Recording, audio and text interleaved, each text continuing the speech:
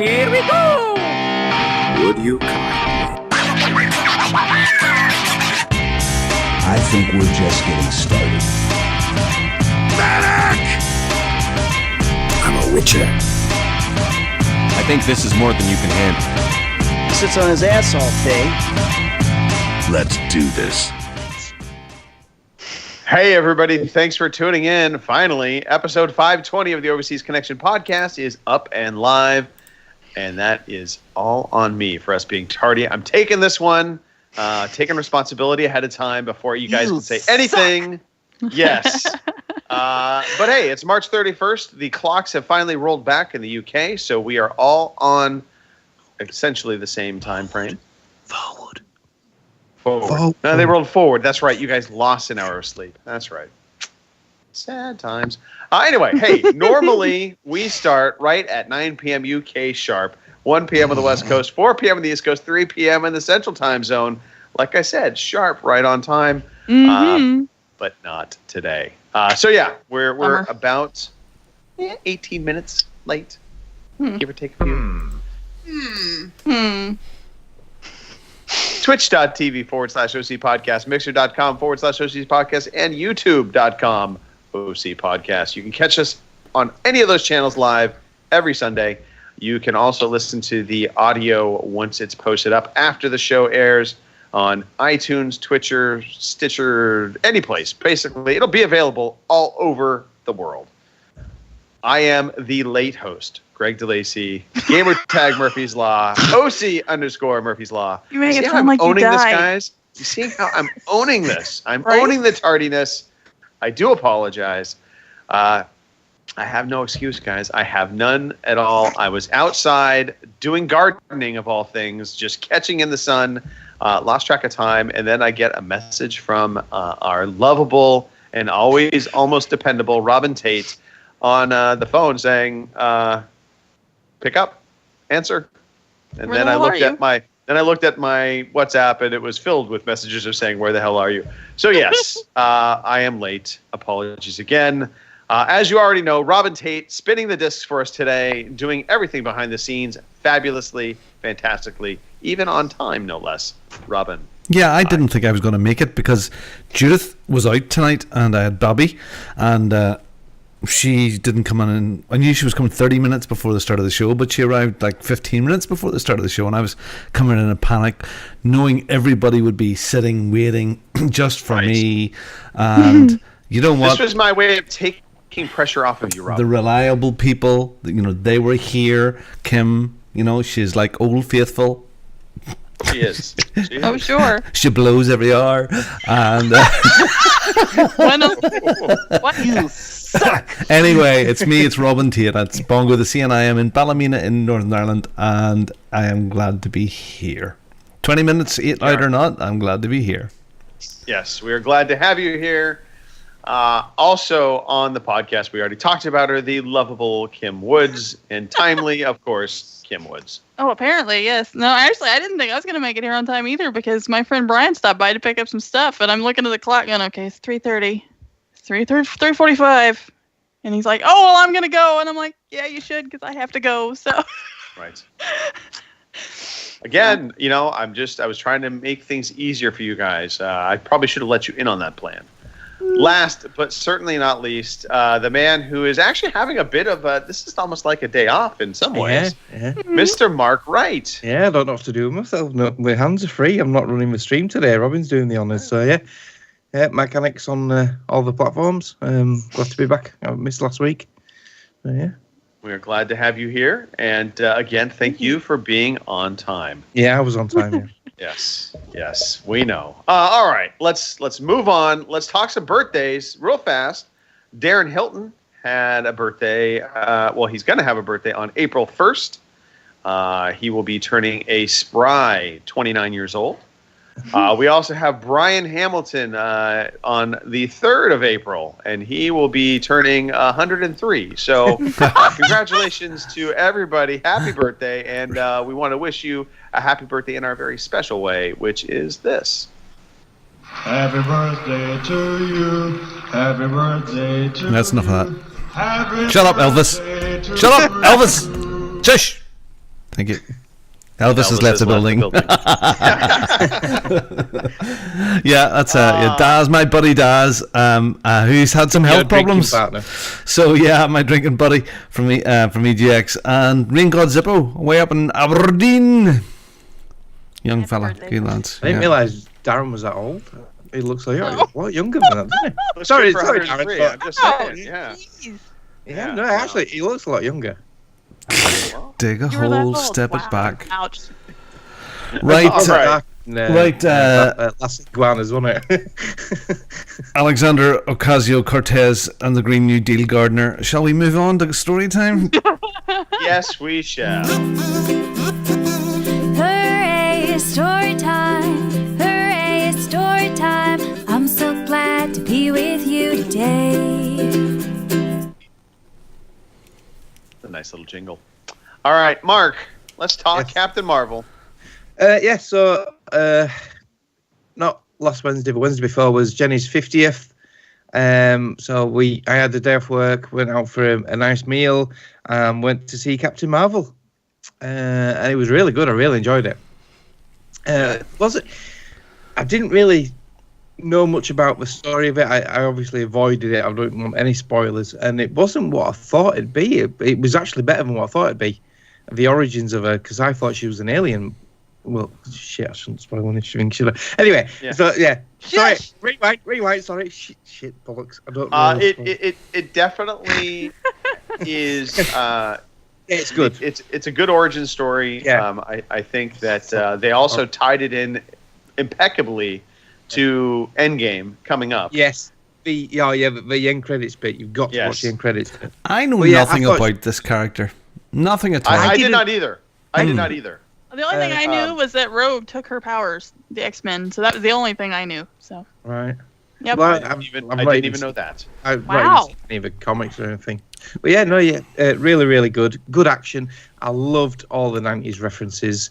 We were on the computer, we put a CD in, closed it, and we're all sat there, and the little loading bars going up, and she says, what's going on? Yeah, oh my God, and yeah, it Nick was- Fury just turns and says, it's loading. Because if it's Yeah. like, the dial up in the internet cafe, Jesus Christ, that brings back so many memories.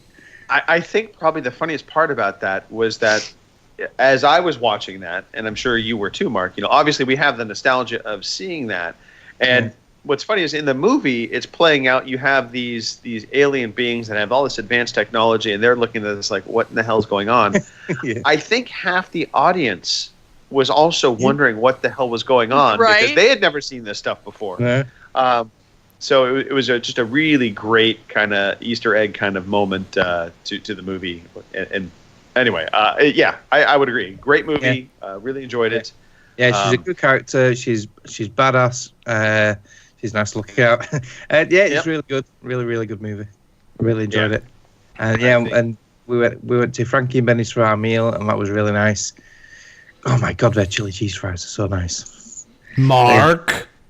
I know. No, 'cause I went out the window and went. That'll tie in nicely with some of my topics. God damn it. Speaking of chili cheese fries, Santa Clarita Diet. Let's talk about this. So, I've seen season 1 and 2. This is a Netflix originals. So the premise is Drew Barrymore's character. She eats some clams and it basically kills her, but it brings her back. It looks a bit like that. The thing she coughs up. So she's now undead and she has to eat human flesh. And her husband, played by Timothy Olyphant, and he's a brilliant actor in this. He's a really great character. He helps her and aids her and bets her. And the daughter Abby, she gets involved with it. And her friend, one of the neighbours, it's just so good. It's so funny. So well made. And season 3 just came out on Friday. It's 10 new episodes. I've seen 8 of them already. Goodness. I've just got 2 left. Oh, it's brilliant. I love it. I've watched some, not a lot, and it is good. But it's. I know it's tongue in cheek and it's a bit fun, but it's not exactly the thing you have on when the kids are on around. No, Right. it can get violent and bloody. Yeah. She'll dive onto one. Next thing you see, there's an arm flying across the screen, and it's good. It's really funny. So I highly recommend that. I've still got I think I've got 2 still to watch, but I've been watching Star Trek Discovery. That's fantastic. I'm really enjoying season 2 of that. We don't talk about that here in the States. That's a bit of a sore subject, isn't it? Stupid CBS. Yeah. But apart from that, I've been busy at work and just generally not up to much else, really. So, yeah, that's the highlights for me. Okay. Kim, let's talk about washing machines. Let's. You've been Yes. heavily invested in spin cycles of late. More than you know. No. Yeah, my washing machine died last week, I think it was, and the guy came down and looked at it, and he said it's going to be about $300 worth of parts and labor. And I thought, it's a 20-year-old washing machine. I don't want to put $300 worth of parts and labor into it. So the other day I went up and they had some used ones and they had scratch and dent ones. So for $300 I picked up a new one, a newish one. It's not brand new, but it'll work. And my old washing machine was not high efficiency, so it didn't have all those like weird settings and stuff. Well, this one is, so it's taken a little bit to get used to. Like yesterday, I did my first load of laundry and put it on heavy duty, not thinking that was a big deal. It took like an hour and a half to do one load of laundry. Sorry, is this Is this a side loading one or a top loading one? Top loading. You see, your washing machines in the States are very, very different to ours over here.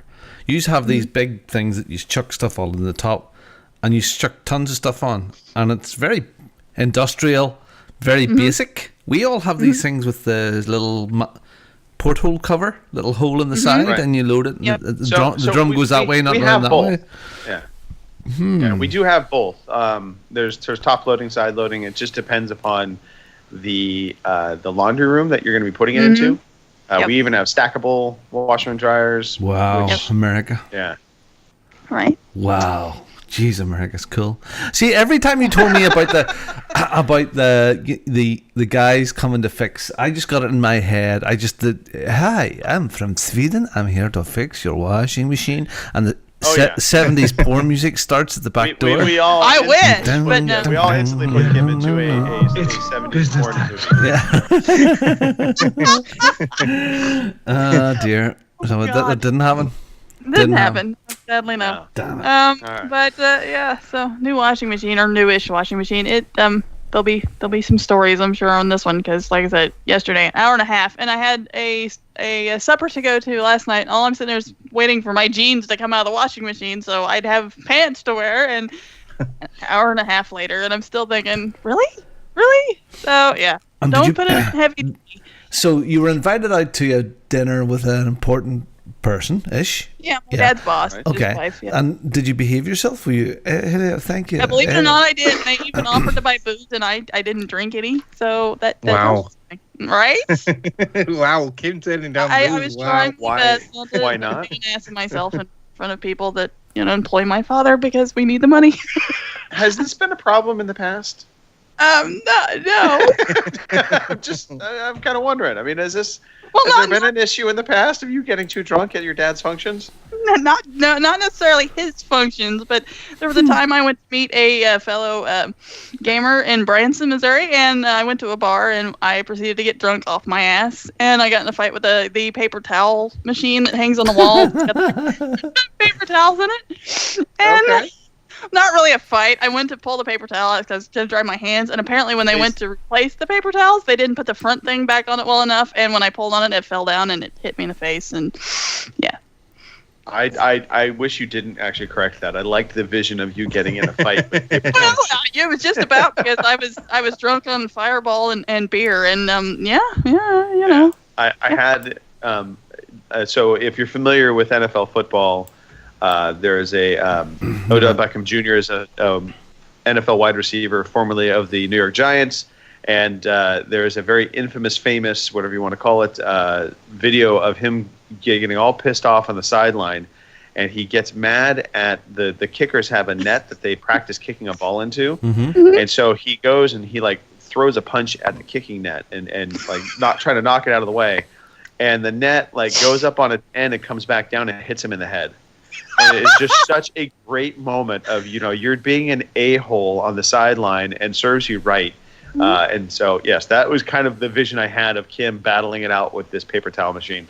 Oh, my sister was embarrassed as all get out. They were sitting there and they're like, guess what Kim did in the bathroom? And they're like, oh, God, what now? She's telling the story. And, of course, after all this is said and done, I had to go walk back to the hotel room because the bar was, like, right next to the hotel, which was a plus and a minus at the same time. So I'm standing there waiting for them all to get done out in the parking lot. Apparently, I kept doing, like, one of these things. And my brother-in-law would come along, and he'd set me back up straight, and then I'd go like that, and then go again. And I love between that. him and my sister, One of they both these had to walk me back up to the hotel. 'Cause there were stairs, and I was like, "There's no way she's gonna make it up there." So they had to pretty much take me back and put me in bed, and So there's, Drunken ideas, drunken stories. The drunken exploits drunken of me. stories. Yeah. So other than my washing machine fiasco, I finished the second season of Castlevania this week because I had to see it. And if you haven't seen Castlevania, I highly recommend it. Because, see, I was going to go watch the robot one. I can't remember, whatever, that one. And then I saw that the second season for Castlevania was out. And I'm like, ooh. So I watched that instead. Yeah, I love Death and Robots. I've watched another couple I'll of them get to this that week. one next week. Yeah. Yeah, I've not seen them all yet, but I've seen another couple. Mm-hmm. Really good. So, question for you. Is anime style, or is it more kind of modern cartoon? I think I would say modern cartoon because, like, in some anime, the chicks' boobs are, like, gigantic and shit like that. It's not like that. So yeah, I'd say it's more of a I know, disappointing, I know. But it is really good. I mean, I've only played a couple of Castlevania games, I think, in my entire lifetime, but this was really good. I liked it, so. Okay. All right. Robin, hitting the road. What is this about? Yeah, well, things were sort of getting out of hand in the bottom half of my body, or the mid third of it. So, as you're aware, I started to get a hold of my body, get a grip. Still not what. No, am I not really being clear? It. Not being clear enough, am I? Look, I started to look after myself properly again, and try to get put on a wee bit of extra weight again, and I wanted to get it back in check. And I started my food monitoring again on Monday, watching my calorie intake just to get things in check. And I started running again. So I've been out 3 times this week. I'm so sorry. Yeah, sorry about that. And I've thoroughly enjoyed it. I used to run a lot. I've done all my marathons and half marathons and stuff like that. And it's been years since I've managed to get out and run. So I was out this morning. I've been out every other day.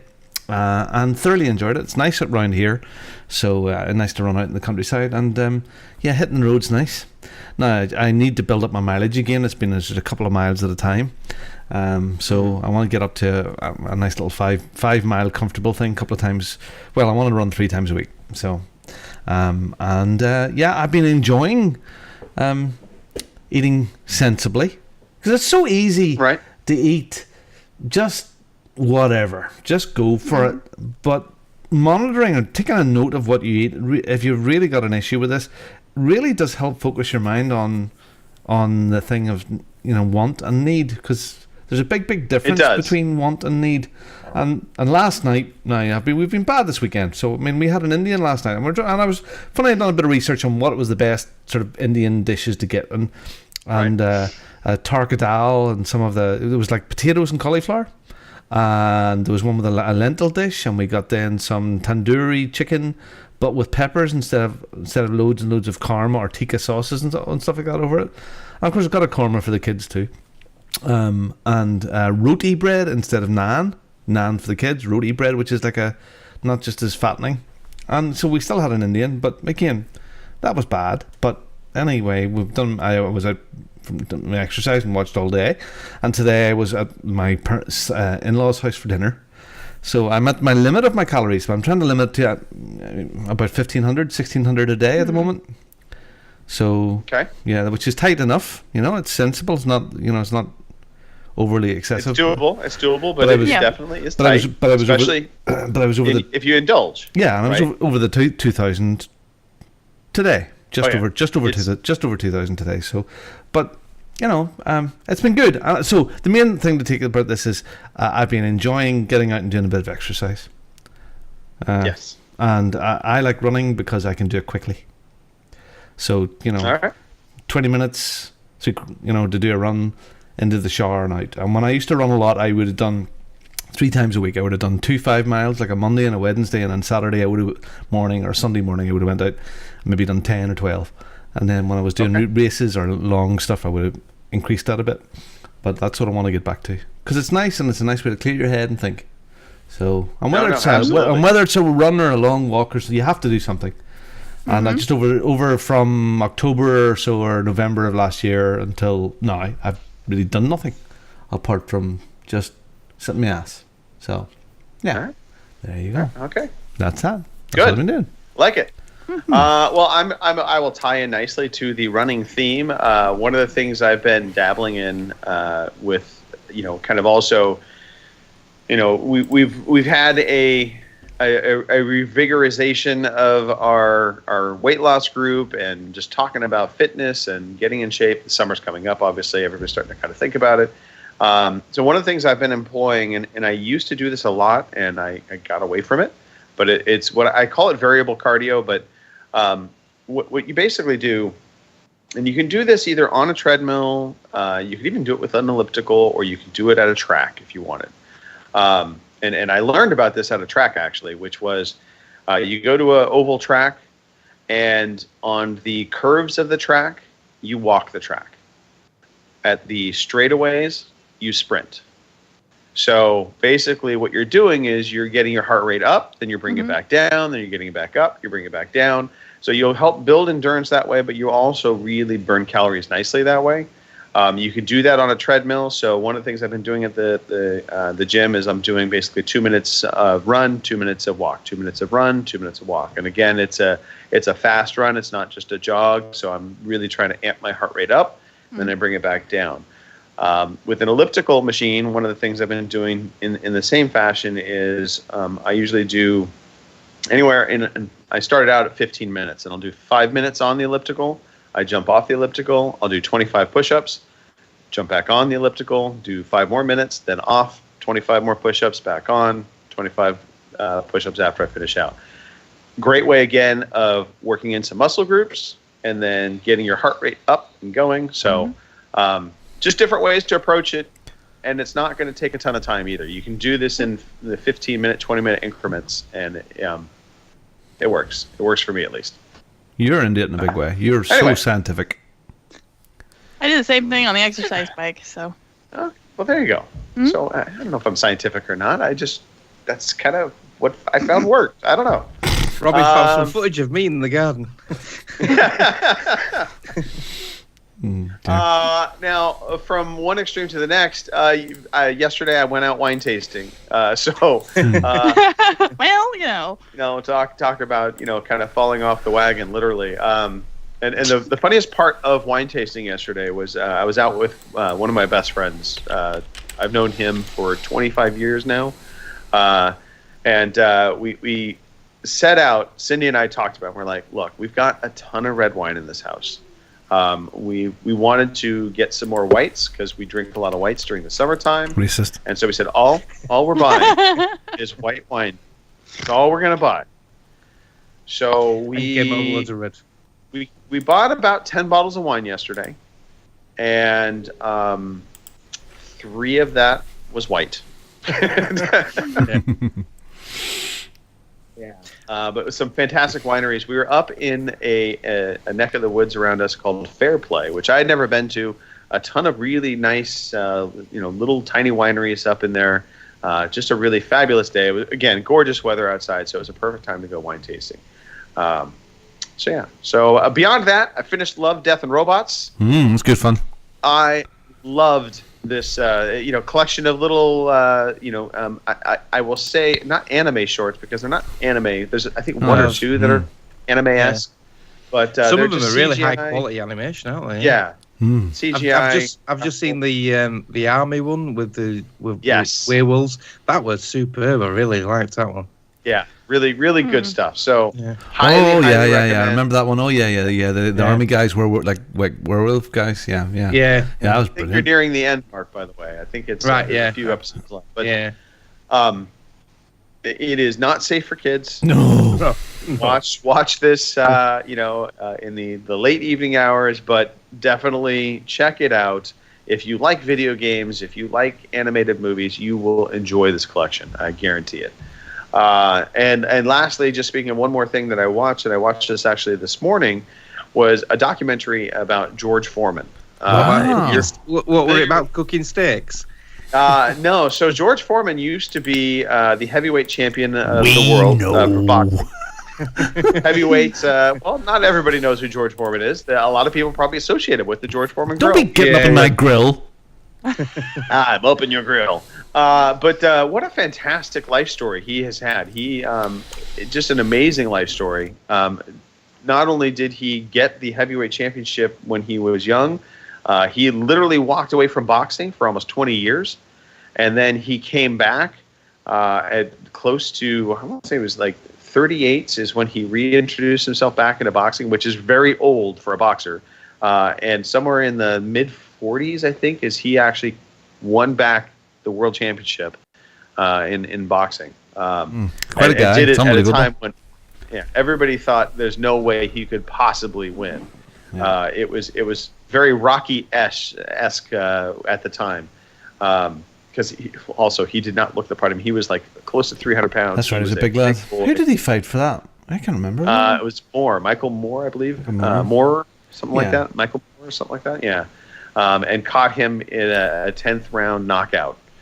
So just a fantastic tale, and his life story of just kind of leaving boxing, going into the ministry. I mean, he was preaching. And then realizing he needed money again, so he got back into boxing to help a lot of the causes that he was doing for the Lord. Well, hey, he also had 5 sons, all named George. George, and then one daughter named Georgette. But he also has 4 other daughters that are not in the George theme. I think he got away from that finally. But yeah, anyway, highly recommend it. It's on Netflix, so if you are interested, go check that out. Netflix really been delivering on some shows of late for me. All right, let's move into video games, Robin.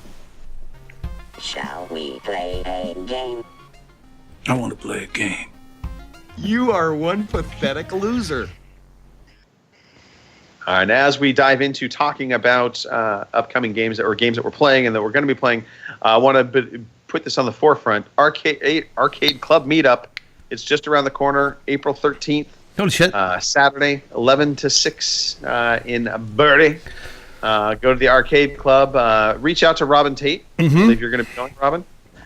So reach out to you, Stu Fowler. I think also Veteran Gamers. They're the ones hosting Mike it. Chen. Yeah, and don't even think about contacting Veteran Gamers about this, because by the time they answer and reply to this comment, it'll be like a month from now. So they record and they put it out about like 2 weeks later. So there's no point.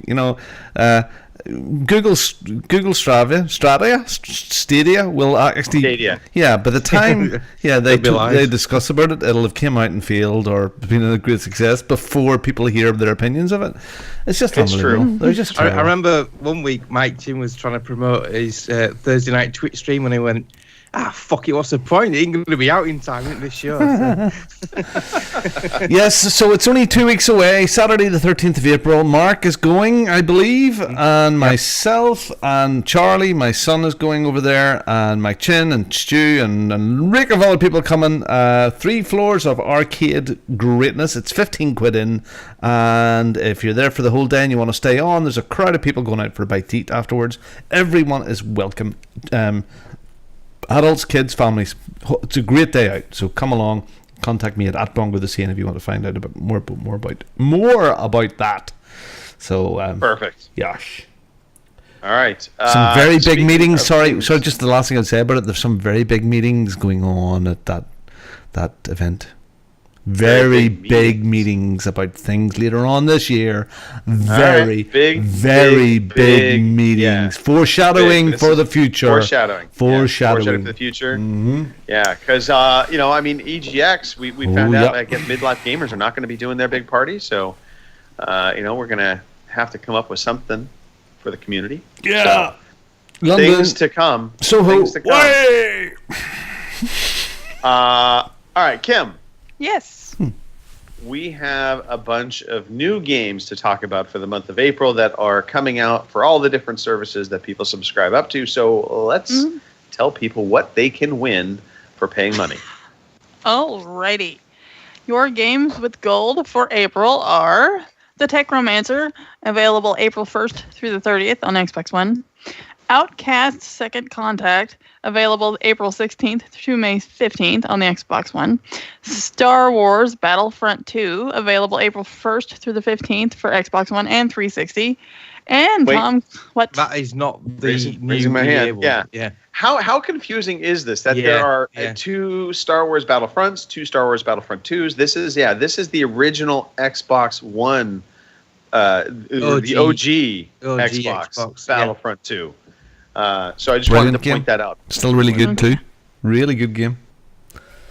Alrighty. Tom Clancy's Ghost Recon Advanced Warfighter 2, available April 16th through the 31st for the Xbox One and 360. And we have for your PlayStation Plus for next month, or, well, tomorrow, whatever, Conan Exiles and The Surge, which I thought, weren't they free once before, or am I nuts? You're nuts. Probably. Might be nuts. I don't know. I think they'll be free on Wednesday. They're usually the first Wednesday of the new month, so they'll be available Wednesday. So, But yeah. Kim, Cheap- what are you cheap thinking games, about? really. What are you thinking about buying soon, so we don't buy it, so it becomes free? Well, I thought True. about picking up the new Trials game, but you've already got it, so that doesn't really help you any. No. But other than that, nothing, I don't think. So I noticed you bought that vampire you bought is now in Game Pass. I know. Like, I saw it in Game Pass. what was the other one? Was it Edith Finch? Finch is also in there, and Yeah, I think I had just bought it too, and I'm like, son of a bitch. So I'm just about done just buying games and just seeing if they show up in Game Pass, because at this point, thankfully I bought them on sale, but still. I think we need to have a Kim Watch where we pay attention to the indie title, because that's really where it has been the case. It's when you think about an indie title and you're like, oh, I think I'll pick that up, and you pick it up, and next thing you know, it's on some service free somewhere. So we will officially start paying attention to what you type in. If you say it's interesting, we all will withdraw our money and wait. Yeah, right. All right. Well, let us talk about what we've actually been playing. Kim, we can stay with you. right. Strange Brigades DLC. You've continued to play through that. Yeah, we actually finished it last night or the night before. I can't remember. And a little tidbit about that: you want to make sure you start in the right spot, because there's 3 different DLCs, and we started backwards. We did the last one first, so technically we finished it before we even started. So time travel. Right? So wait, so I'm a little confused. I need to ask the question now. So you're saying there's 3 different DLCs. I mean, 3 different paid DLCs, or 3 different missions? 3 different parts to the DLC. And we weren't. And you can paying play them in attention. whatever order. Yeah, you can play them in whatever order, which I guess is fine. But if you're trying to follow along, it's kind of confusing if you play them out of order. And we did that because we started with the last section of the DLC first. So when we were doing it, and we went through it, and you're so weird. You're just weird. I know. I've heard this all my life. We got to the boss battle or whatever it was, and I looked at one of them and I said, you know what? That really should have been the boss battle. Well, little did we know that was the boss battle. We played them out of order, and we did the end of it first. So, so anyway, if you have $30 kicking around, or say it gets cheaper than that, and you liked Strange Brigade, I suggest giving this a go, because the little mini campaign was short, but it was fun. I can't remember was the guy's name. Bess. I think he was in towards the end of the original campaign, I think. And this kind of picks up where you left off, because you have to put his shield back together. So, and of course the bitch Sateki is back, but that's beside the point. And and you get some more people, more characters to play. You get more guns, more grenades, and that sort of thing. So, yeah. And if you're like me and you didn't pay for the game and just paid for the DLC, hell, $30, that's a bonus. So, Strange Brigade, the DLC, it's Good worth fun. it. Good fun game. Yeah, definitely. As a matter of fact, what was it Major Nelson had for his Free Code Friday? What game off of Game Pass would you not have played if you didn't have Game Pass? Well, that was mine, was Strange Brigade. So, yeah. So, All right. And I didn't mention this last time when I was on because honestly I forgot. I don't know if something was going on or whatever. I started playing Catastronauts, which is a really freaking hard word to say apparently. It's on the PlayStation, and it's a little Catastronauts, which you think would be like... IP was promoting at EGX last year, Robin, remember? Mm-hmm. Yeah, it's like an Overcooked but in space. Overcooked in space! You think it'd be like Cat Astronauts, or at least that's what I thought. But no, it is. It's like Overcooked, but it's in space. And it's fun. The only downside is it's like the original Overcooked. It doesn't have online co-op.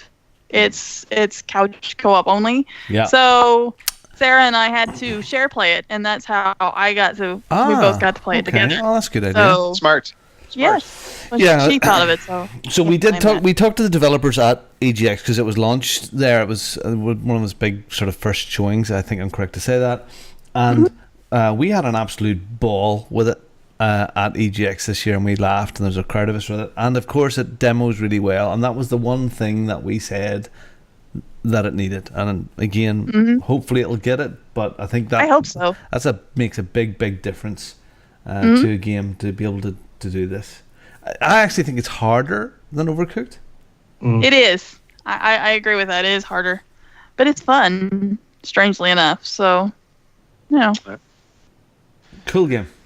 Yeah. And beautifully, and it's pixel perfect as well, like Overcooked. You know, it's not like a cheap version of it. It could be like an expansion or a Overcooked. If it was called Overcooked in Space, or I don't know. Gotcha. It could be. It really is part of the same family. Yep. Okay. All right. It's good. Let's shift over to Mark. Mark, Division 2. Yeah, that's the only really game I've played for the last 2 weeks, really, since it launched. Yes. Put a lot of hours. Yeah, even though people have tried getting you to play other games besides Division 2. Yeah. I've only played the Division 2. Yeah, I've not. Yeah, we're getting told off because I've not played Battlefield 5 Firestorm yet. Yeah.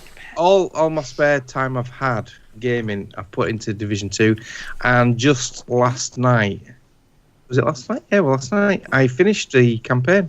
Oh, Richie! Wow. Hit level 30, which is a level cap, and finished the campaign. So I'm now on the end game stuff with the gear score. So prior to finishing it, it's a little bit confusing because when you finish the last mission, as such, it doesn't tell you what to do next, and it's a bit hard to figure out what to do.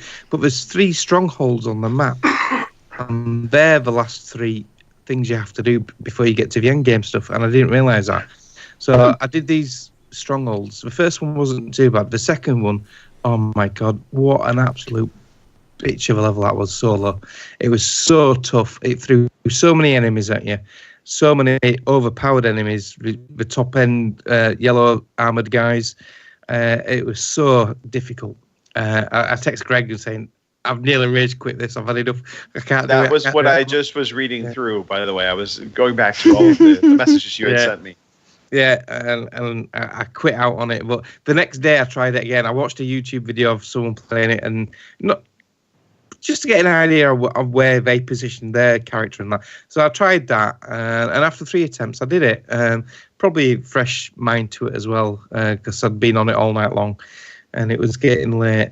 So yes, I did that, and then the last mission was tough, but not as tough as that second to last one. Yeah, finished it. So really, really good. Excuse me. Now the end game stuff, I won't give any spoilers, but unlike the first game, it throws something new into the mix at the end game, which makes the end game worthwhile. Yeah. Right. I don't want to spoil I it. have had this spoiled for me already. Have you? All right. Another podcast, but I won't say it either. But okay. Yeah. It sounds very interesting. Yeah, it does. Yeah, so it's basically like another game. It's like Division 2.5 all over again. Right. So I've not got into that yet because once I've finished, because you started a new character. Yeah, so I started a new character. So when I play co-op, you guys aren't playing against level 31 enemies. Right. because Kyle and Carl are still on level 3. Are you still level 7? Somewhere in there, 7 or 8. Yeah, so I started a new character last night. I got him to level 3, so I can play with you guys then. So I can do some co-op. Really good. Really enjoyed it. I think you don't like this game though. I think that's what I'm really sensing from all of this. Is that you just don't care for it. No. Well, the main difference between this and Division 1 is this is a lot. I found this a lot harder. The I would enemies agree. are a lot tougher. I've died. You do see a lot of flanking, and they flank and charge at the same time, so it becomes challenging. Yeah, my there are swear some chart times has been a lot fuller with this game than the previous game. I will say there are some times where I do feel the game kind of, I don't want to say cheats, but I mean I feel like they just try to throw everything at you. So oftentimes you're in a building area and enemies are pouring through certain doors, and so you're taking up positions.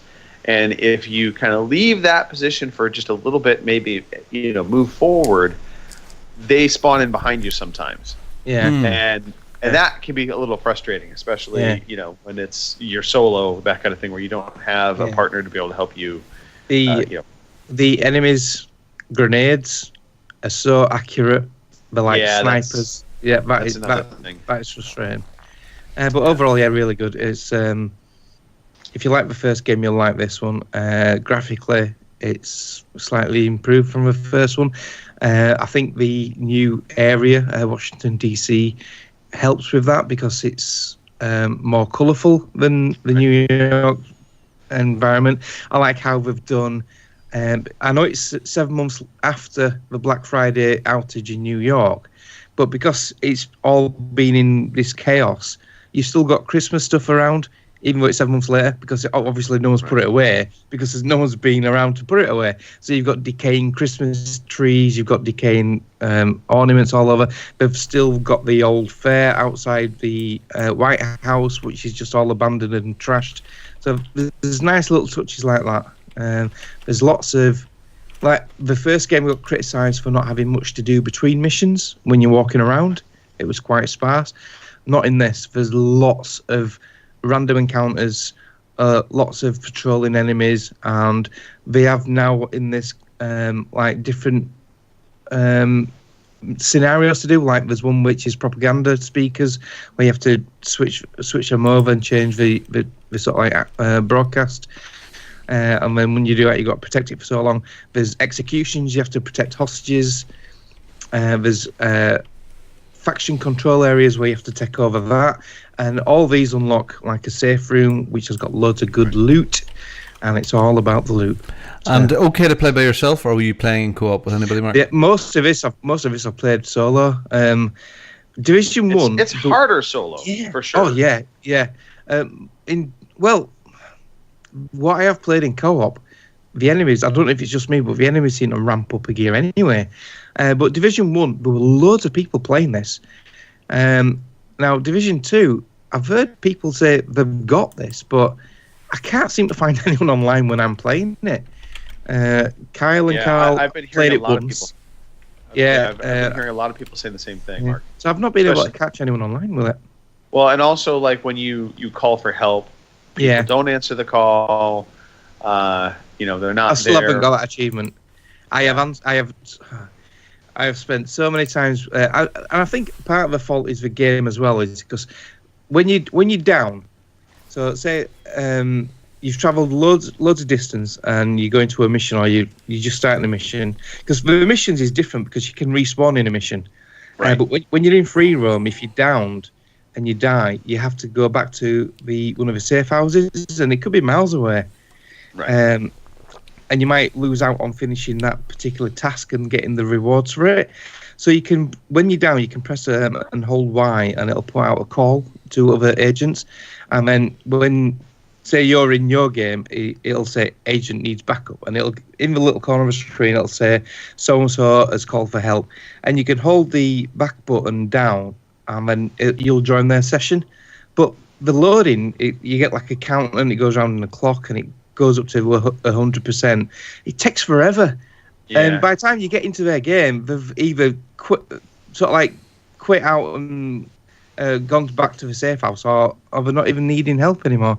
So the achievement to revive someone using that backup system, I think, is going to be very elusive.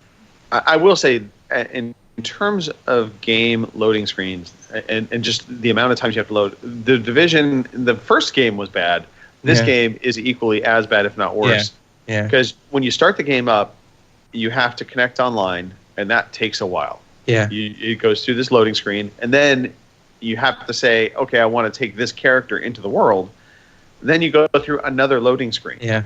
And it's just as long. And so that is my biggest knock. It's like, I hate those screens, and I hate that you can't just... once you're in the world, it's not too bad. Fast travel can take a while to load, but apart from that, there's not that many. There's a few little loading screens when you're doing the missions, but apart from that, it's not too bad. If it's just, like you say, them initial ones, it takes forever. Yeah, and I will say this in terms of fast travel. If you're looking at the map and it's just a couple blocks away, just run. Don't fast travel. Yeah. The only time you really want to fast travel is, let's say you're on one end of the map and where you're going is on the other side of it. Fast travel is going to be a faster route. And particularly if you have to go through an area what's a higher level than what you are, because you will get shot once and you will be down and out. If the enemies are higher than you, they have a red skull on them, or on the health bar, and they will put you down instantly, and there's no getting back up. Yeah, they are tough. Yeah. So if anyone plays with a Division 2 and they want a co-op partner, I've got a level 30 character and I've got a level 7 character. Hook me up. I'll join you anytime you want when I'm on. Excellent. Robin, you want to talk a little Hollow Knight?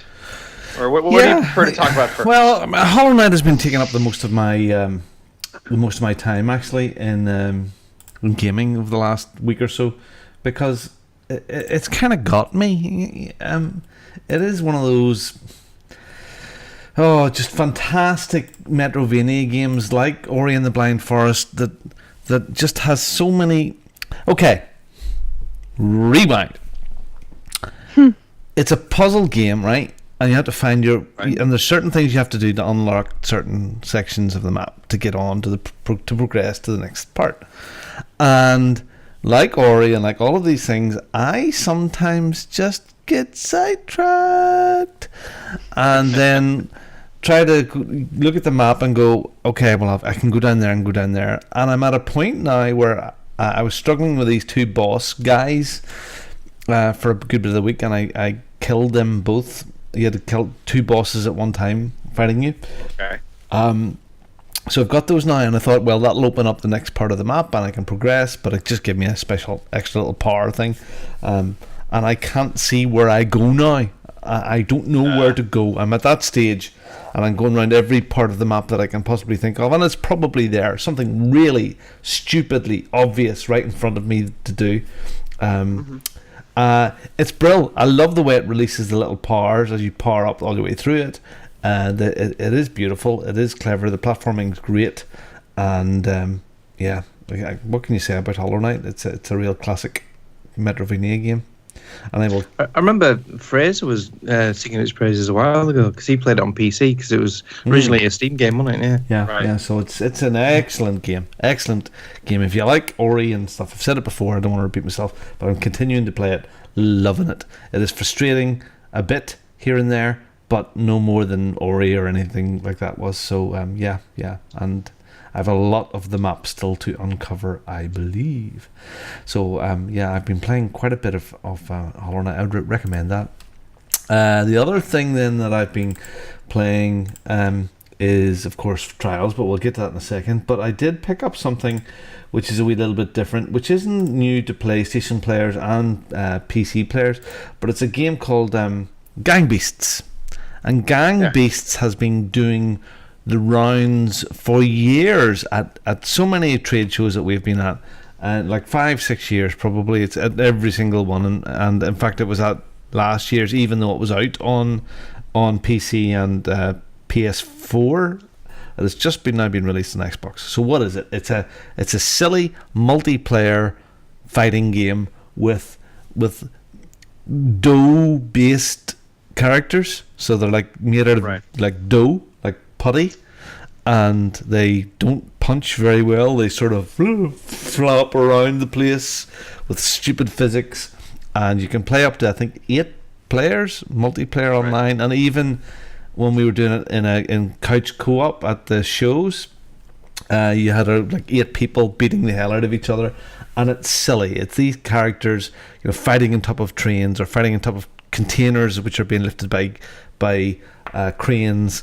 I was in playing some multiplayer with randoms the other night, and it was in a tube station, and you were fighting in the platform, so you muddily, like drunkenly try and pick up your character and throw them onto the train lines, so they get wiped out by the tube trains. So by yourself, this is not really a fun thing. With 3 or 4 people, and it is online multiplayer, this just will be an absolute giggle and a laugh. This is the sort. You're selling me a little on this. So Game Over UK Hards from the former what was their podcast? True Skills. Yes. He actually had mentioned this game to us in a Xbox Friday Nights game community, that he was saying, hey, we should pick this up. It'd be a right laugh. Yeah. Mark and I were very hesitant, to say the least. We're like, I don't know. But now you're selling me on the idea of this. This, I think, could be a lot of fun. Stupid. Well, have you seen the stream, Greg? It looks really fun. Yeah. There's a guy on screen and he's just won and just goes because he's won. They're just like flopping their arms about. It looks really good. So you can sort of punch with your hands, sort of slap, like drunk slap, like stupid man fight. You can sort of pick people up. You can do a little jump, and then you can dress people up in all of these silly costumes and characters. And it's just these weird characters that would never in reality ever happen. There's no sense to reality apart from some of the physics of the containers and trains and stuff around you. But it's just stupid. It is stupid. You know what? If you had Kim right at one of our bosses' dues with a pile of drink, bottle of wild turkey. There she is, that usual thing. Do Kim and play this here. Just fantastic. Again, on the screen right now, they're fighting on one of those lifts that go up a side of a skyscraper to clean the windows. So you get chucked off that. So the last person that's alive wins. So yeah. All right. So good fun. All right. Good fun. So Gang Beasts. So that would be a fun thing to play. Maybe if on a party night with us or with community members and stuff like that. There. So that's Gang Beasts. It's only £12 as well, isn't it? Yeah, it's not an expensive thing. I think we have to make the point. Yeah. Okay, Greg, let's talk. Don't bore us to death, but let's talk. Not that you're boring or anything, because you're just a nice guy, and and it's brilliant, and you don't go on too long about anything at all ever. No, me never. Oh, you're finished. We want to move on. Oh. No. Division 2 we already talked about. Trials Rising we will talk about, but I did get in some time with Battlefield 5 Firestorm. Oh. Mm-hmm. I really like this game mode. I think it's unfortunate the game didn't launch with this, because I think had it launched with it, it might have helped Battlefield 5 a lot more than it did in terms of like sales when it launched. The mode itself, I mean, it's 64 players dropping in. There's a ring of fire that's slowly, creeping in. The interesting thing is they have this island. Again, like all battle royale games seem to have an island that you're parachuting into. In every other battle royale game that I've played, the entire island at the start of the match is completely open. So you can go anywhere on the island, and at that point, you are, going to be forced into a smaller and smaller circle.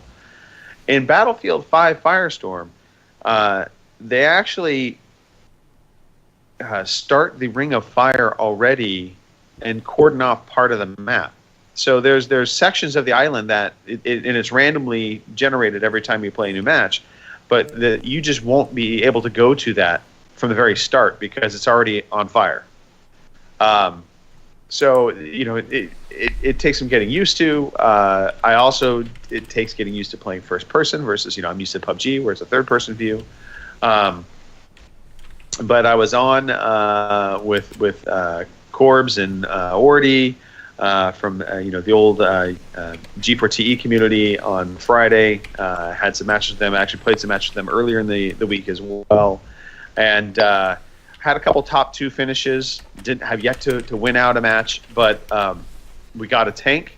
We found a tank in one of the the underground bunkers. Yeah. And so we freed the tank and had a blast, just literally driving the tank through buildings, just destroying buildings, just creating mass destruction.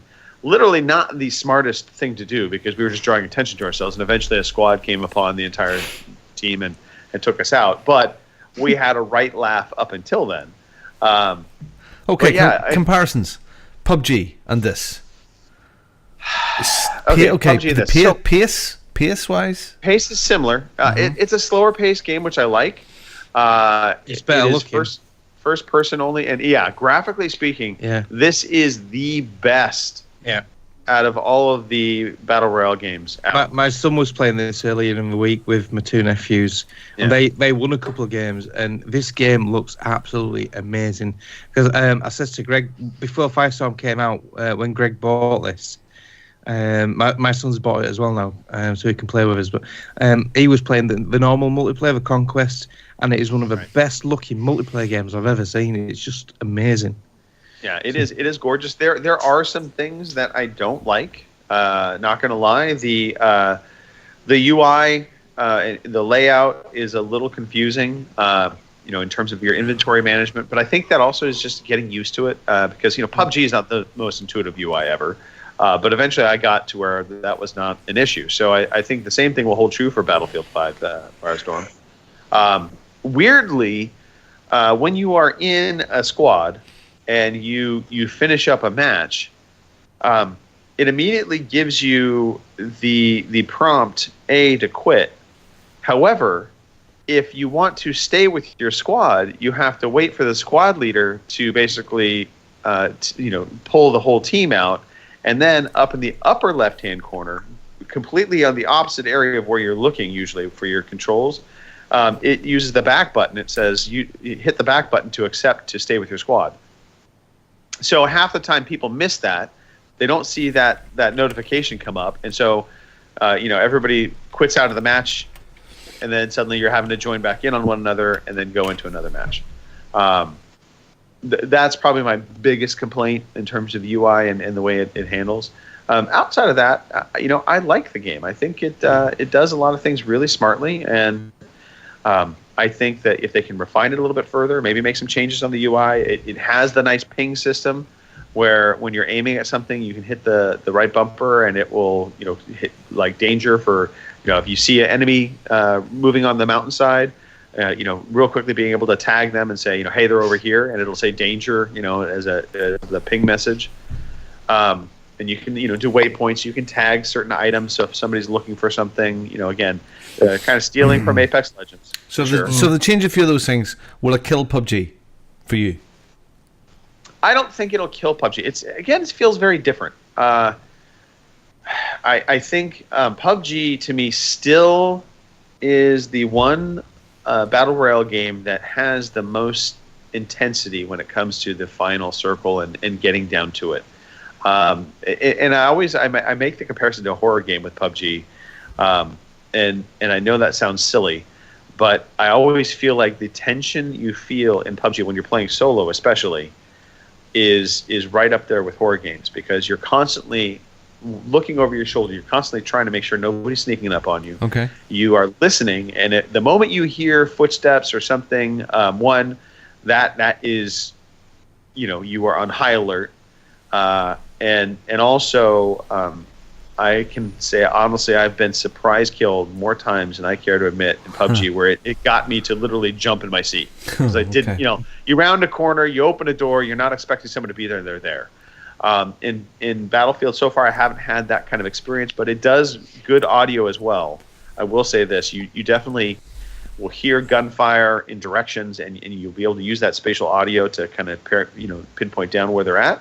And likewise, if somebody's in a building, you will hear them, and that does kind of add to that excitement level of being like, okay, I know they're in there. We had a really cool firefight where we were just we had taken on a squad that was inside a building. We started, basically having that firefight from the outside, shooting into the building, and they were shooting out at us. And a couple of our guys got down. We were like trying to rally, go around corners, pick back up.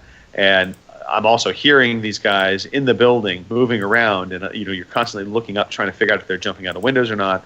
And then lo and behold, one of the guys came outside the door we had just been firing into, but we had gone around the corner. And so I was able to peek back around the corner, lean around the corner, and I was able to take the guy out. So those kind of like moment-to-moment things I love. I think World War II suits itself well to this pace. So I really have been enjoying Firestorm so far. So I hope they still refine it. I hope they continue to support it. It'll be interesting to see. One of the things that worries me, and it's not just with Battlefield 5, but it's with the Call of Duty game, is when these modes, these Battle Royale modes, are getting tied to the actual game, as opposed to them being standalone. I worry about their longevity of support. And what I mean by that is, they're going to have another Call of Duty come out. You're going to have another Battlefield come out. So at that point, does this Battle Royale mode kind of get shelved and they don't support it anymore and they move on to the next? Unlike Apex Legends or Fortnite or even PUBG, those games have just had stuff added into them. PUBG has been great about adding new maps and new locations. And the challenge there is, do they go from a yearly game to a game of service and keep on just adding? Like you imagine can you imagine a Call of Duty pack like Master Chief Collection? We had all of the different games there and one big multiplayer thing. Wow, there you go. It honestly could be awesome. It really could be awesome. But yeah, so it's good. And again, I would say if you can buy this game on the cheap, get it on sale, I think it's worthwhile picking up. Cool. Trials. Trials. Yeah, Trials. So Trials Rising, I mean, should we talk about the competition now? Yeah. Just skip ahead. Yeah, let's do it. Nope. Yeah. So we've been having our Trials Challenge continue on. We are just finishing. Well, we just finished challenge number 4, which was MX and the City, and it was running on the Squid bike, which is the beginner bike. We had a bunch of crazy times posted in this match. And this track was a tricky track as well. It wasn't the best. A tricky track. It was tricky, but it was real straightforward. And so what we ended up seeing, wasn't it? Yeah. It was a short track. It wasn't super long. There weren't a lot of ways you could truly cut down your time. And so we started seeing, and this was probably the most amazing thing, was as we got people getting really high or low times, it was really like minimal incremental increases or decreases in their times. And so, the top 5 finishers, as I look at it, there's basically about a second of time between all 5 in terms of where they finished out at. So it was just that tight. And in fact, the difference between first and second is insane. So Mark, I'll let you read these off and then also talk about the next track challenge too. Yeah. So the top 5 this week are number 5, our favourite Ginger, the Legit Ginny, with a time of 49.579. In 4th place, our very own Mr. Late, Murphy's Law, 49.366. In 3rd place, Martin C. 1984 with 48.478. And number 2 is Denok TQ, also known as Playing Skills on the Xbox, because he's bought it on the Xbox now, because he wants to see the leaderboards and see where people are. Very, very tactical. I like the idea. 48.285. But taking his lead back from Denok, who won last week, is Womble Nick, 48.276. Unbelievable. Not a lot between the two guys there. Very, very close. But yeah, well done to Nick. And it was pretty insane. For a good 3 days, we were seeing like constant lead changes of somebody one-upping the next person. But just by a minuscule of seconds. It was crazy. So But yeah, you just play well it over done. and over and over again because I mean that you jumped off and went down a big massive hill and there was a big loop at the beginning of that and I could eke the lead from everybody until I got to the edge of that loop where you go down into the hole and then come up and then for some reason I just started to lose speed and I just couldn't work it out and you're like again once more okay I'll do 2 somersaults before I come down that hill before I land or maybe try 3 oh god and over like all of a sudden you maybe got 100 retries so good. I had half an hour's bash on it tonight and I put Pete's ghost up. I raced against Pete's ghost and I could not catch him. I could not beat him. So, hats off to you, Pete. He put the time and effort in this week. Yeah, well he's done. improved and he's on the leaderboard and he's very happy about it. Well done. I just want to point out, I literally could not stop until I beat Pete. That was the one thing.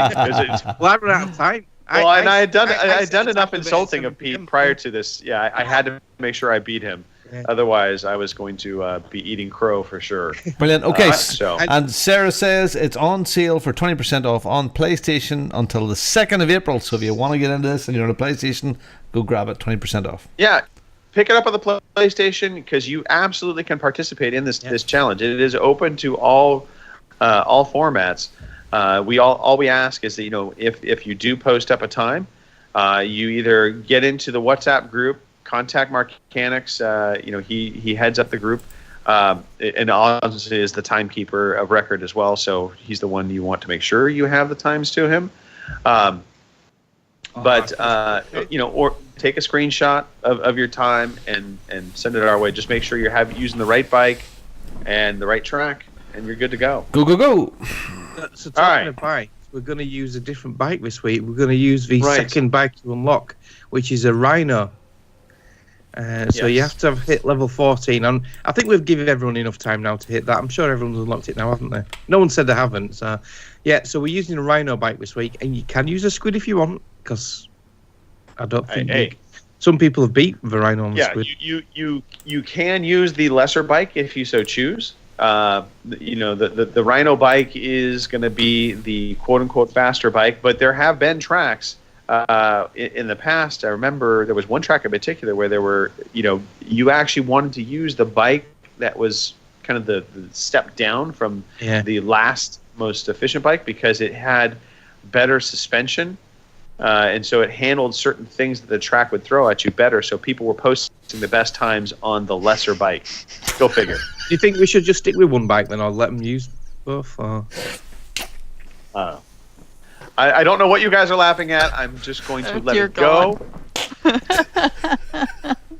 What? Do you think we should just stick to the Rhino then and not have an option of the Rhino and the Squid? Or? I think yes, we should stick with the Rhino. Right, okay, just the Rhino then. Rhino, yeah. Sorry for audio listeners, but there was a rhino on the video screen there. Doing a rhino doing a poo. He's taking a shat. Anyway, we will stick with the Rhino. Yes. A Squid as well. Oh, right. Okay. Wait till we unlock the Mantis. Oh. Because if I start this, I haven't unlocked the Rhino yet, so Yeah, you need to get to it then. Yes, you do. The track for this week is Lights, Camera, Action, which is an interesting track. Because how interesting is it? Mm-hmm. It's halfway through, you get a bit of a special effects space. Yeah, it's good. Genius. With aliens, different sets. Yeah, lots of different sets. Like you're like driving through different like sci-fi movie sets, Western movie sets, all sorts of stuff. Thank you very much. All right. Well, we're done talking games. Let's talk quiz. Excellent. Let's do a quiz, and it's. I don't know if we have a sound effect for quiz or not. Don't smell there, Robin. All right, now everybody get settled. Get away from the windows. Now look, good. It's time for the quiz. Yeah, you know what? Oh, too bad. Tough. 20 questions. That's the right one. There you go. All right, quiz time. 20-question quiz. Mark, you want to do a quick wheel spin to figure out who is going to be doing the game? I think I did it last week, so I can't do it this week for sure. Oh, fortune. Right, just pad for time a little bit while I add the names to it then. All right. Well, if you're not familiar with this, we have stolen this completely from the Game Scoop podcast, where we will pick a person to select a game from their catalog that they have played that they know very well. Has to be a AAA game from this generation. And then it is upon the rest of the panel. We get 20 questions, basically kind of going in order. Everyone asking a question, then moving to the next person. To figure out what that game is. If one of us can figure it out before the 20 questions are up and we guess correctly, we get the answer. Which if is so good. we can't, at the end of it, nobody guesses what the game is, then it goes to the person that selected the game. So there you have it. But again, it has to be AAA from this generation, and something that the host or the person that is presenting the game has played a lot of, so they can actually answer all of the right questions. The wheel has spoken, and the wheel has chosen Kim. Kim. All right, Kim. Okay, what are the scores? Who's in the are lead? you- Who's in the lead here, by the way? Yeah, let's talk about who's in the lead here. Look at all smug. So leaderboard right now, I actually have 4 points. Robin, you have 1 point. Mark has 2. Kim has 2. And Phil is the only other person on the board with 2 points as well. So there we have it. Go. Mm-hmm. So, that being said, Kim, do you have a game in mind? Get my pen and Yes. paper ready. Yes, I do. Kim has a game in mind. Mhm. Who will be the first person to So we're ask? going clockwise on the stream, so that's Robin, myself, and then you, Greg. Okay. All right. Is this a multiplayer game? I don't believe so, no. Okay. Is this a multi-platform game? Yes. Mm-hmm.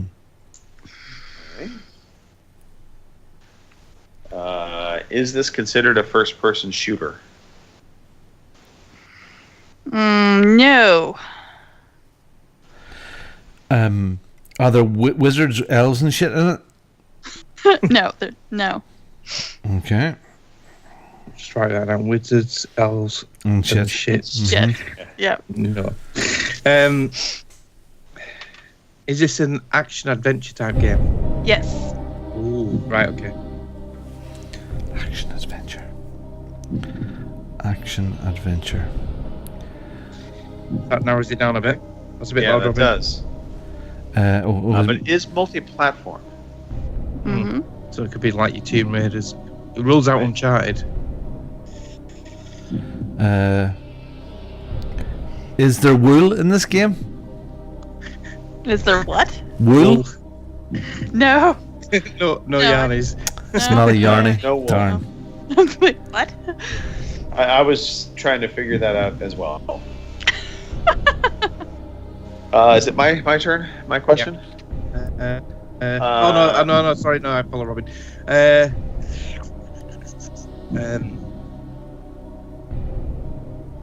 Action adventure. Is this set in modern times? No.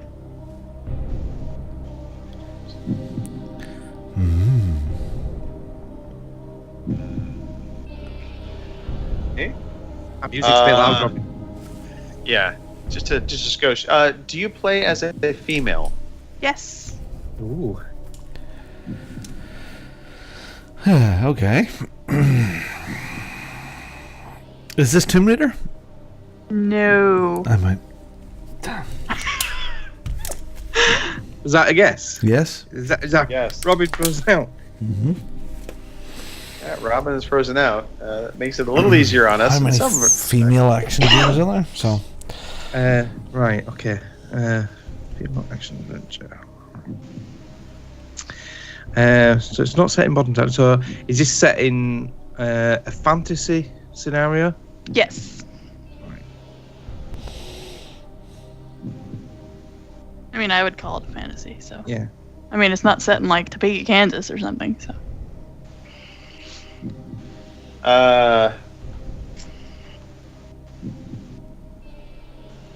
Does your character use a sword?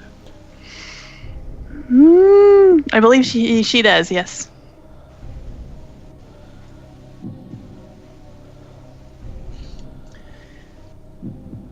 Is there a series of these games, more than one? Is there like sequels and Yes. prequels?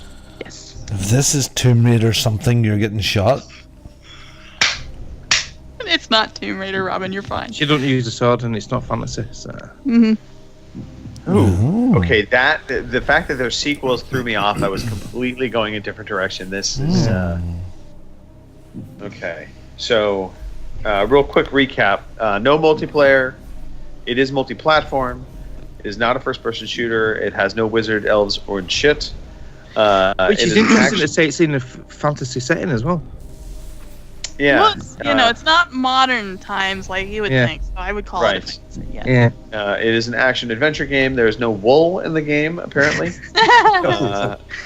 It is not in modern times. You do play as a female character. It is not Tomb Raider. And it is in a fantasy setting of some sort. You do use a sword at some point, apparently, and then there's no sequels. Or there are sequels. Sorry, there are series. There are sequels. Yes, my bad.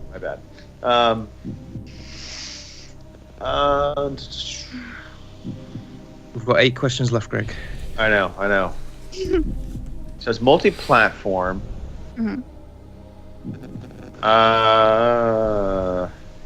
Was this made by Ubisoft? No.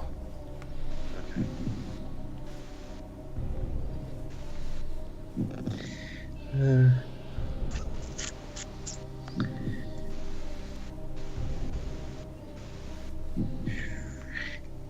with Dragon Ages, you can play as a male or female, can't you? So it can't be them. Well, you just asked me if I could play female. Ah, right, Yes, okay. you can. Well, all right. So, can you play alternately as a male character as well as a female? Yes. Can, right? Well, you play as both, so yes. Okay. I will have to in the future make sure I answer. That confused me. Didn't it? Yeah. I just presumed it was just a female protagonist. So did I. I actually was really thinking it was Hellblade, by the way, at the time, and then she basically said there were sequels in them. I totally was screwed. All right, so you can play as either. Well, you can play as both. I'll put it that way. Yes. But when you played it as female. Then. Oh, I played both of them. That's what I'm saying. Yeah. Come on, boys, keep it moving. Come on. Is this Divinity Original Sin? No. Damn it! No. Right. So my next question is this developed by BioWare? No. Ooh. Oh crap! Right. Is this an Mark. Well, we've said action adventure, so it's not RPG, is it? If I thought of that, I would. Yeah, I've just flipped up. Yeah, I wouldn't have said BioWare.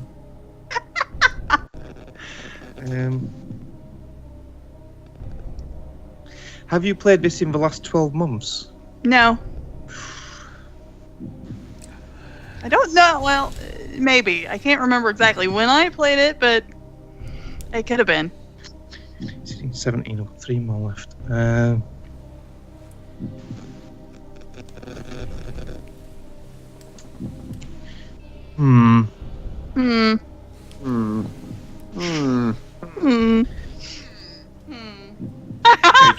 Maybe try to nail that developer down. I don't know.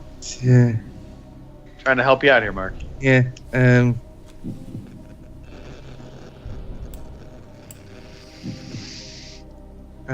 Is this a Square Enix game? No.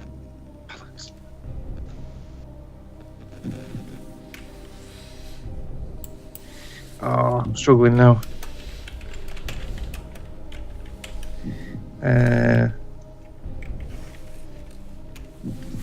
Do you have a squad with you? Or you? Yeah. No. Do you have like a squad of a team? No. No squad. Right, how many have I got left? Just one left. One question left. Yeah, just one question. Could be Walking Dead sort of thing? Could be Walking Dead? No, you don't get a choice of.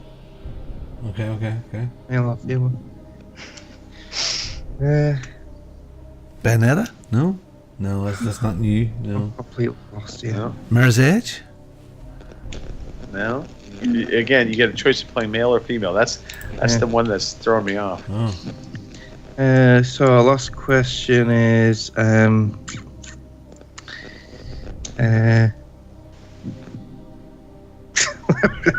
struggling like Elliot now.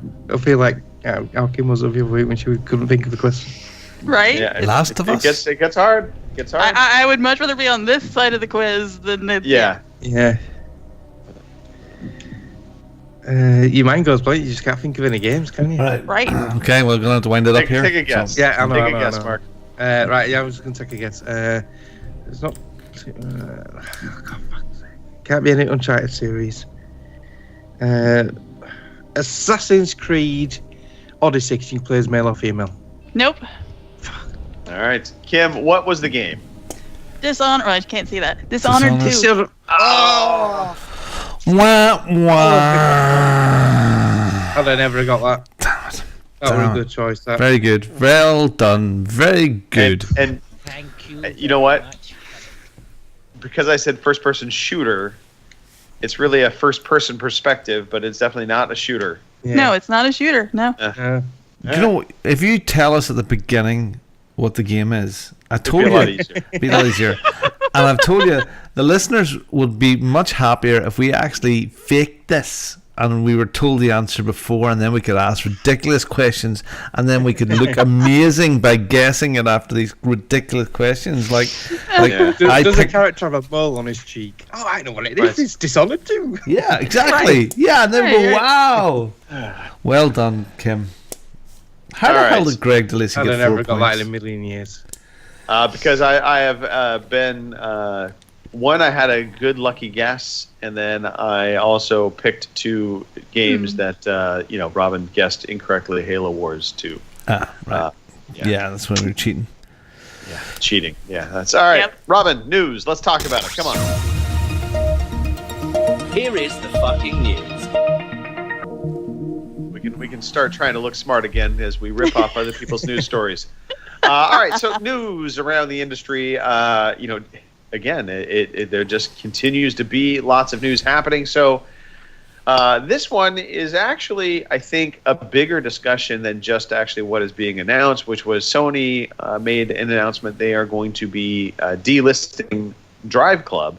So Sony has announced the servers for Drive Club VR, and Drive Club Bikes are all being shut down on March 31st, 2020. So plenty of time. It's not like they're shutting it down tomorrow. So the games and all their DLC are being pulled from the PSN store later this year. So August 31st, 2019, they will cease to be listed in PlayStation Store, and then they will go dormant on March 31st, 2020. Players who own these games will still be able to play the single-player modes found in these games after the service is shut down, but all social and online features will no longer work once the servers are turned off. And, of course, the game will no longer be purchasable along with the DLC after August 31st. A lot of people are speculating this is around licensing, that they don't have the licensees long-term, so they're just shutting it down.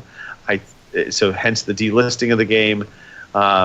It's weird that they're shutting down the servers, to be perfectly honest. I don't quite understand it. And a lot of people are like, oh, well, Forza's done it. Well, Forza's delisted games. I think Forza 1 you probably can't play online anymore, but Forza 2, Forza 3, Forza 4, in fact, all of the Forzas, the online modes still work, even though they may not be listed in the stores.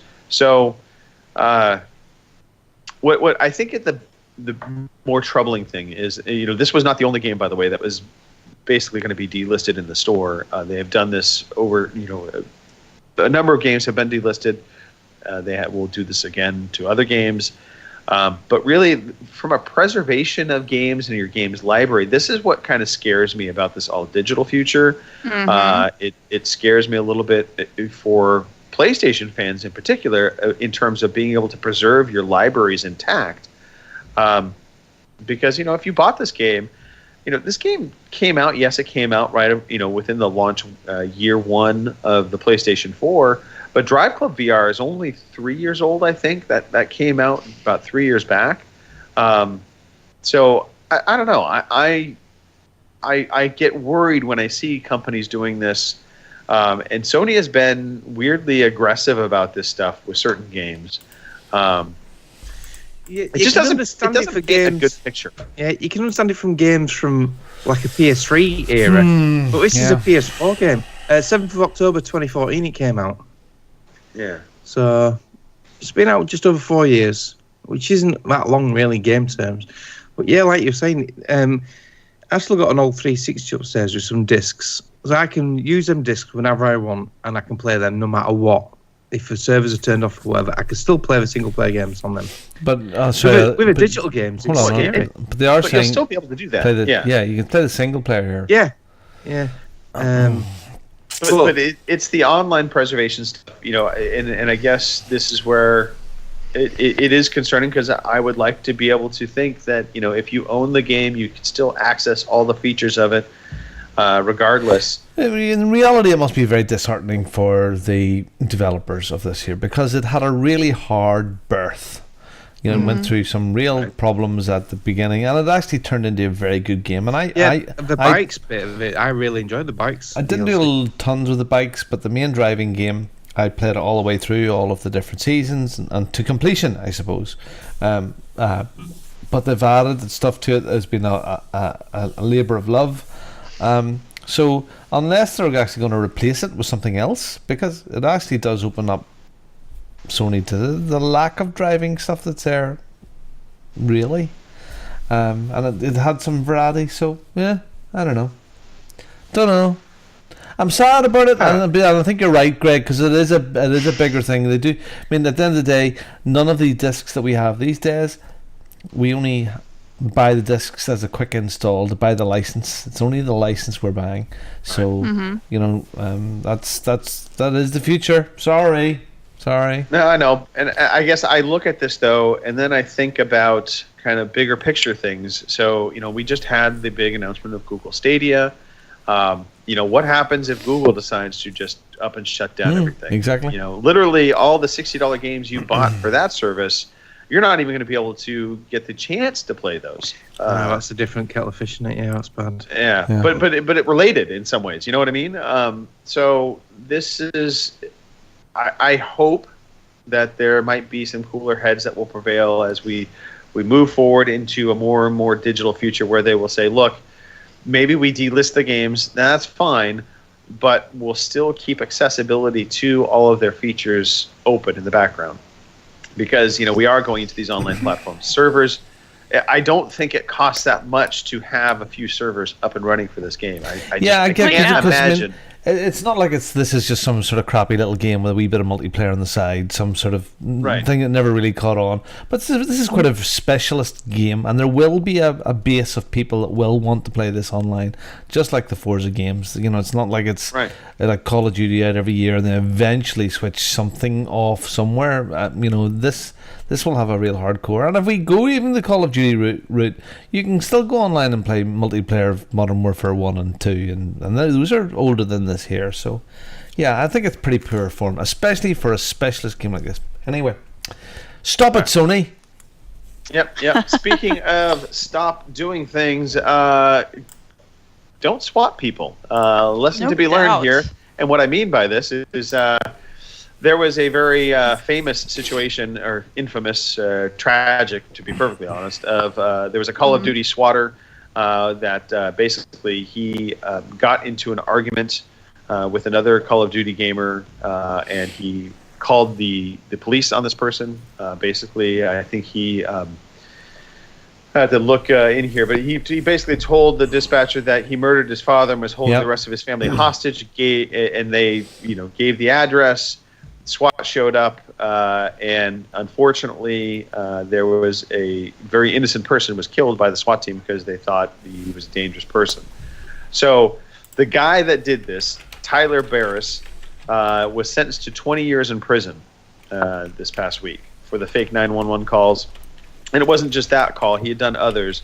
But in particular, it was the one that he did which led to the fatal shooting of this gamer. And the crazy part about it was an argument over a $1.50 bet that they had. So, I mean, just tragedy beyond belief. So I guess, one, I'm glad to hear he got at least 20 years. I think he should have gotten maybe more. I agree. Look, if you are getting that hostile playing games online, you need to find a new hobby. You need to step away. You need to seek somebody out also for help, because honestly, you should not be reaching that level of anger. No, that's crazy. And I think at the beginning it seemed funny. I mean, I remember this all started. It was it was sort of semi-funny, which is, and it was like, oh my god, really? That sort of funny, not ha ha ha, but it's just it got out of hand really quickly. And your fast response teams have to treat this stuff seriously, because the time that they don't. Right. So yeah, not good. Not good. For the person being swatted though, I've seen some of the stream footage. It must be scary as hell for them to have the police bursting through the doors, breaking the door down with guns pointing at them, and they've done nothing wrong. They're not even aware of it, and it must be so scary for them. Well, and it's wasting police resources as well. 100%. Wasting resources. It also, in that kind of tense situation, one wrong move, you have a controller in your hand maybe that they, you go to raise it up or something. Who knows? Imagine if you're playing with like that Wii U gun thing, whatever, and you turn around, what? Oops, out of the door, and bang, you're dead. Yeah. So, anyway. There you go. He got at least something, what he deserved for such tragedy. Let's shift gears to positive things. Hey, if you are looking forward to Borderlands 3 and thinking, God, when are they ever going to make the announcement of when we're going to get the next sequel? Well, the wait is over. Yay. Gearbox officially announced Borderlands 3 this past week. The reveal trailer basically included lots of little tidbits. Over 1 billion guns in this game. Like the first one, though. Yeah. Over 1 billion guns. I played a lot of Borderlands 1 and 2. Lots of it online with back in the day with CP and everyone, and I loved them. I must be the only person who's not even remotely interested in this sequel. Oh, I don't know. I saw this. No interest in it. It looked great. It looked great. It's just more like 1 and 2. It is, yes. Call it Crackdown 3 was more. I know. Right? Oh, that's what I can't understand. That's what I can't get into my head. I should be like Kim. I should be wanting this game so bad, but I think I've just played that much of it. I don't know. That's possible. Just not interested. Well, maybe Mark, it is that you just need a little bit more information. So the good news is. The good news is Gearbox has promised that they will actually reveal more information on April 3rd.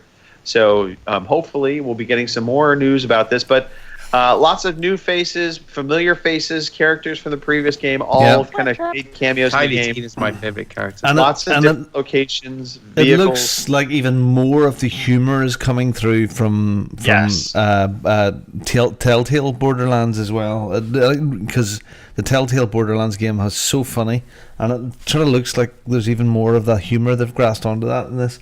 And I know it's the cell shaded thing, but graphically, Greg, it looks even crisper and better than any of the other ones. I mean, I know it's hard to say. Yeah, I think it does. It really does. Oh yeah, wow! Look at that dinosaur. I think it looks better. I do think it looks better. Wow. But again, this is one of those things with this kind of graphic style. I think it is harder to discern big differences. But I do think there are differences. I do think it looks better.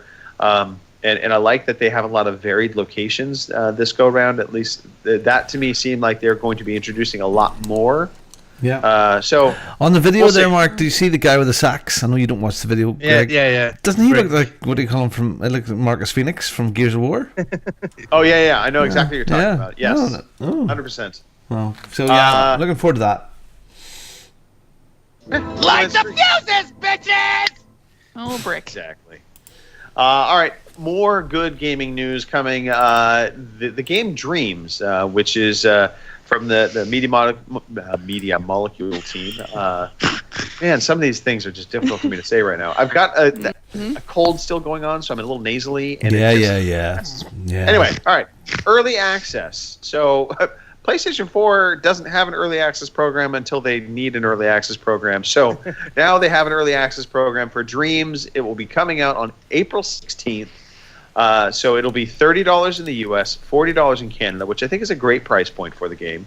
And you know, it's going to come out as an early build. It will be a full build, but not a final build, as they're going to be testing out functionality. Well, it can't be full build. I think the reality is that they are bringing it out as, you know, kind of complete as possible at this point, but that they're going to be looking at certain functionality, tweaking it. But ultimately, I think this is more or less what the final game is going to look like. I don't think you're going to see a huge variation to it.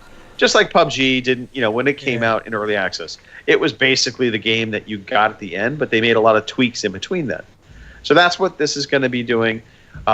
This has been getting some really positive buzz from people talking about, you know, it is really incredible what you can build with this game, even more so that what you could do with like Little Big Planet. And I think $30 at least is a good price point for this to make a dent. I think this will probably tempt me to get this, actually. And I know I want to create these fantastic things, but I'm be no good at it. But it's enough to want to make my own Space Invaders game. I would love to do that. I know it sounds really basic, but I remember years and years ago there was like a game creation kit or something that was on the Commodore 64 or the There was Amiga. one of a 360, wasn't there, called Kodu or something? Yeah, that was that. What was the one? Yeah, Cody. No, not Cody. Cody's a thing to watch dodgy Yeah, videos. no, it's got a Kodu or something. Yeah, the big Kodu one. does, Yeah, making worlds. Yeah. I remember there was the Xbox One, Sparks, was it? Yep, Project Spark. Yeah, Project Spark. Yeah. Yeah. So, but the things that people will create with this will be fantastic. I would agree. Well, we've seen examples of it already. The people that were beta testing, that, you know, they were creating some really unique and wildly different things. You know, it wasn't just side-scrolling games. They had, you know, kind of first-person. I think somebody recreated the what was that horror game that released out, the P4? Oh, PT. Or PT, yeah. So they made something kind of similar to that. But anyway, it's coming. I think it's going to be fun to see what the creativity and creative minds can build with this. My one fear for anybody that is coming into it expecting it to have some kind of fully fledged campaign, that I worry about. I think it's not necessarily going to have that. I think this is going to be about the content the users create and being able to access that, get value from that. So so it's not going to be like your Little Big Planets. No. So who will release the first penis game? Right? Mr. Chin. Yeah, 100%. no doubt. Mike Chin. Yep. All right. Speaking of dicks, if you liked BJ Blazkowicz, the good news is there is a new Wolfenstein game coming. Oh yeah. Wolfenstein Youngblood. It was they had a reveal trailer, and it's going to be coming July 26th. The bad news is it doesn't look like BJ Blazkowicz is going to be a part of this game. I mean, he's part of the story, but it's about his two daughters. Mm-hmm. I don't know how I feel about this, by the way. I was very lukewarm to that trailer reveal. Things move on. Right. I think sometimes things move on, as in you should just move on to a new story. New IP. Yeah. We'll see. We'll see how good this game turns out to be. I personally don't have a lot of interest in this one, but look, the previous Wolfenstein games got tons of buzz and media attention. They were well crafted. Let's hope they do this justice. This is gonna be great. You're talking crap. You're talking pants. Talking pants. Sadly, this is kind of going back into the negativity stuff. EA had a big layoff announcement this past week. EA is letting go of 350 people, roughly 4% of its workforce. and it's coming from marketing, publishing, and other areas. According to an email obtained from Kotaku, it looks like it was basically non-developer staff that were really being impacted mostly, and that they have known this looming layoff was going to be coming since about October. Yeah. Andrew Wilson said in an email basically that the move would streamline decision-making in the affected departments and improve customer support. Who knows? But he said, this is a difficult day. The changes we are making today will impact about 350 roles in our 9,000-person company. These are important but very hard decisions, and we do not take them lightly. Part of the announcement also, he had said, look, if we're being honest with ourselves, we want to be the best company out there, and right now we are not meeting that mark. We want to make the best games. We haven't been doing that. So that's paraphrasing, obviously, but I think EA, again, this is one of those shareholder situations. We just saw Activision do almost the exact same thing this past year, where they announced record profits, and yet they laid off a bunch of people. And it was mostly marketing staff. It was mostly, kind of the PR type individuals. So it's a sad part of the business. It is, but it's a reality that these companies are also beholden to their shareholders. Sorry, but they also get fat, and sometimes true. Those jobs may not be necessary. I'm not a absolutely. I'm not a socialist that way. Sorry, but just not a job for life as well. And shut up, Robin. I want to work, even though I want to get paid, even though I don't want to work. Yeah, exactly. Yeah. Oh yeah. You see, you are AOC. Oh. All right. Speaking of also, Sony once again no longer allowing retailers to sell digital codes. This is an interesting one. I don't quite understand this.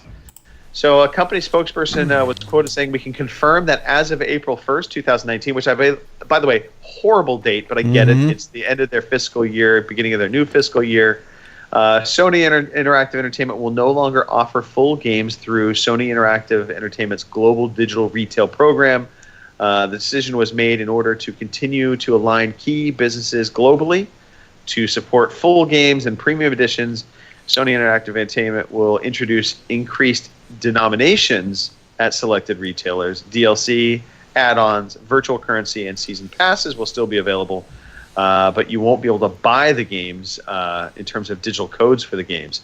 The caveat to this, obviously, is that if you do still want to buy through a retailer, the only thing you really can do is buy the virtual currency through through one of those retailers. So you can buy Sony gift cards for $20-25, whatever, and then apply that to your account, and then you can buy it virtually on their digital store. So you think this is to cut down on a lot of these key resellers who will get a key from some of these smaller countries like Brazil and sell them at cheaper rates?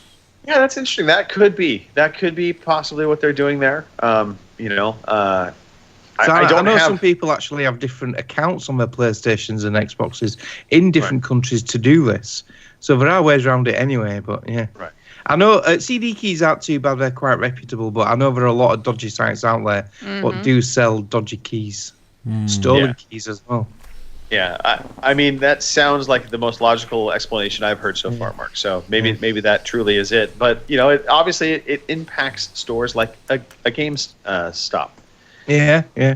They are already facing uphill challenges with this digital future, and now them not being able to sell the digital games, I think, is just another kind of blow or chink to their armor. And it'll be interesting to see how they navigate these waters in the coming years, because... Yeah. So at the end of the day, if Sony sell that game, whether digital or whatever, through their own store or a retail store, they're still getting their cut of that. Because every game that's on their platform, they get a cut off. They make more on the software than they do on the hardware. Yeah. So it's a bit weird why they're doing this. That's the only reason I can think they can do it, is to cut down on the dodgy keys. Well, so the dodgy keys could be one aspect of it. Honestly, you tapped into another aspect of it, which is maybe they just are trying to cut out that middleman. Because obviously, if you have a Best Buy or you have a GameStop where they're selling a digital code, they are getting a percentage of that. Yeah. So now they're basically saying, hey, the only way you can buy games is through us, through our store, digitally, and we'll get our full cut of that. They still have these other things like DLC and to kind of appease the retailers, because Sony, they're walking a fine line here, right? If they completely cut off these digital retail, anything from the stores, that opens themselves up to competition. But at the same time, Sony's trying to maximize their take home as well. Yeah, and if they piss off these retailers too much, they might not stock their new PS5. Yeah, that's the other part of it. Digital store shelf space is something also that they're having to play nice around. So I don't know. It's going to be interesting to see how this all comes about. All right. Well, that's it for the news. Let's dive into the games calendar, and then maybe throw this out to, by the way, anybody watching live on the stream, if you have any questions for us. I always want to make sure we do answer talk to our community back. So if you have a question, feel free to post it in the chat. We will tackle that. But let's now talk about what's coming up.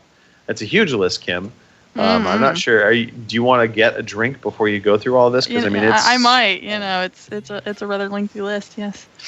Your new releases for April 1st through the 6th are Bomber Crew Complete Edition for the PS4 and Switch on the 2nd. Darksiders War Mastered Edition. Yeah, I caught it, Robin. On the Switch for April 2nd. And Super Dragon Ball Heroes. I also got that one, Robin. World Mission on the Switch and PC April 5th. And those are your new releases. Nothing. I did nothing. Wasn't me. Look who's looking guilty. Look at the guy who's looking guilty on the screen right now. So Mark. Really? Mark was adjusting the text. What did he say? What was it? War Mastered Edition? What was War Mastered Edition? No, come on, Mark. War Master Bade. And Dragon Ball Sack Heroes. Mark. I knew you'd get blame, you see, that's why I did it. Well, now I'll know. So next time it happens, look out. Indeed. Oh, you guys. Right. Oh, we have got a question, Greg. Before you, we have got a question for you, and it's for you directly. Sarah wants to know, what were you planting in the garden for the reason you were late? So I wasn't actually planting anything in the garden. I was actually just doing some maintenance. So mowing the lawn, trimming up the borders for the walkways. We have a pond in the back. Yeah, we have exactly. You always got to do a little trimming. You can't let the bush grow too big. You got to trim it back a little bit. You got to shape it. So yeah, that was pretty much what I was doing out in the backyard. And then the final piece to that was twofold. I had to clean out our pond, because when I do cut the lawn and I mow the grass, clippings go everywhere and it always goes in the water, which then creates all kinds of crazy growth inside the pond unless you cleaned it out. So I had to clean that out. And then I got to play Tim the Tool Man and repair my son's wheelchair. So that was the crux of my morning. Fun. Yes. All right. Victories achieved. Robin. Yeah? Let's talk about victories achieved. Okay, it's a very important night for victories achieved, because it's the end. It's the end of a quarter. And okay, so what is victory achieved? If you play a game and you play it to the credits coming up, you take a nice little selfie of yourself and you tweet that off to @OC_podcast with a hashtag victory achieved. For doing that, you get fame, you get fortune. We come and pick you up in a limousine just for entering our competition. We take you to a fantastic restaurant, we put you up in a fantastic hotel, and you get entered in a draw to win $20 or £15 of a gift card for PSN, XBL, Steam, Nintendo, and you also get a puppy. And all of those entries went into the pot today, and a winner was drawn out of the pot. And I don't think this person has ever won. Go on, drum roll. Yeah. I think we should do a drum roll. Absolutely. This person has never won before. Wait, sorry. We have to go to commercial break. This. This person has never won before, and very deserving winner. And on the 16th of March of this year, someone finished a game called Roundabout. And that person... Wait, is this actually a game? It is. Roundabout? Yeah, All right, okay. really it All is. right, And just for the making sure. most random game ever, they have won our competition, and that would be RCGC. And she is in the chat right now. Well done, Sarah. Fantastic. You're a winner. Winner. We will be in touch and we'll get you sorted out with that. And this week, the people that completed games and are now entered into the same draw, which has just happened because the new draw starts tomorrow. You may have done this a little backwards, Robin. Yeah, just like Kim and her DLC. Chopper Kelly, he finished Mad Max. Kyle Adams, it is 86. He finished Far Cry New Dawn. Brian Birthday Boy, Rain God Zippo, he finished Abzu. Mr. Killer Cranky finished Far Cry 5. Womble finished Anthem, and Morcanix finished The Division 2. So congratulations, get your entries in for a brand new 3-month period, and congratulations again, Sarah, and this one here is especially for you. Hello, my fellow podcast family. You all have a victory's achieved. Victory's achieved. You have one. A victory's achieved. I need to send you the one with the sound on. No, with the music. That's all right. Great. Congratulations, Sarah. Let us know. I'm assuming you want it on PSN, but we now will here's the send question. Yeah. All right. Listening. I normally buy the US ones or the UK ones. Do I need to buy a Canadian one? Do they have special gift cards for Canadian currency, or do the US ones do it? I don't know, I don't know, I'll contact you later, Sarah, and sort something out. Sarah, we're sorry. You actually have to move out of Canada to the US or the UK to participate. Well, I know the Canadian currencies. Yes. Well, it has been on its ass as well, so you might get a gift card for about $3. Congratulations, you have. You can't even go to Taco Bell on this money. Anyway, Sarah, congratulations. Very well deserved, and I cannot think of a nicer person to have won. No. So, one of our most loyal listeners, viewers ever. So well done. Yep. All right, let us push forward. Well, really, it's kind of pushing to the end. We're pushing up daisies now. We're at that point. It's time to close this podcast out. If you want to be part of the conversation, if you want to chat with us, you want to send questions to us as we podcast, like, what were you doing that made you late, Greg? You can easily do it. Just tune in every week, twitch.tv or mixer.com or youtube.com. Just put in a /OC podcast. Be sure to be on around 9 o'clock in the UK, around 1 o'clock in the West Coast, 4 p.m. in the East Coast, 6 p.m. on the Easter Island, 7 a.m. in Australia, if we weren't on time. Sorry about that, because I know it's early there. You are getting way ahead of yourselves, Rob. I also way ahead of yourself. it was like yeah. I know. It happens. I'm Robin, 50. Robin, it happens. It happens to everybody. iTunes, Stitcher. We will post this podcast up to an audio player likely by tomorrow, not 3 or 4 days later, like some other podcasts we know. So you will be able to listen to us as you're at the gym, on the treadmill, doing your variable cardio workout. You can listen to the podcast just as it was today when we recorded it live. You can also join a club. I'm not going to list all the clubs anymore, but listen, if you need a club, if you feel the need to be part of a club, we have clubs on Xbox, on PS4, on Steam, on Discord, even though it is not technically the future now, apparently, according to others. But we have them. So go out, find us. OC Podcast is pretty much all you need to type in to find us in any of those platforms. We have a club. We also have a special little announcement for you to hear right about now. You like us, we like you. See where I'm going with this? Follow us on Twitter @OC_podcast. Check us out on Facebook fb.ocpod.com or email us podcast@ocpod.com. We'd love to hear from you.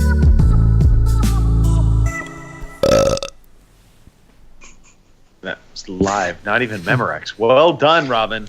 Wow. On the ball. Yeah. Speaking of on the ball, Kim, why don't you start us off? Alrighty, I'm gonna check our shatter list one more time here, in case I've forgotten someone.